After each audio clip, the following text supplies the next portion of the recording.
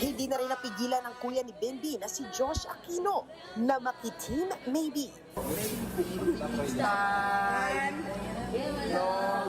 Nakising along na rin si Kuya Josh sa official soundtrack na ng Maybe. Overload na kasi ang kilig ng netizens sa mga kulitan ni na Riza May at Bimbi on and off screen. Kaya pati ang mga Dabarkads hosts nakiship na rin. Basta kahit anong mangyari, ako ninong. Sige po, tatanggapin ko po pagkaling sa inyo. Magka-bridesmaid. Inang. Ikaw. Pang flower girl lang ako, bossing. Samantala, hindi lang hashtag maybe ang usap-usapan online. Patuloy ring umaani ng papuri si Riza May dahil sa sunod-sunod niyang viral na ganap. Nag-trending din ang kanyang collaboration with Netflix kung saan nirate niya ang kanyang mga childhood photos at ka-lookalike niya. Nakatuwaan din ang resemblance niya sa character na si Toph Beifong mula sa Avatar The Last Airbender. Si Toph to ng Avatar The Last Airbender. Avatar The Last Airbender sa Netflix.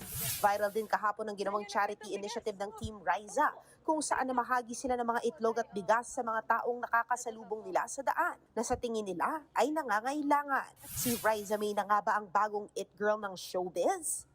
Well, nagbabalita mula sa Frontline. MJ Marfori, News 5.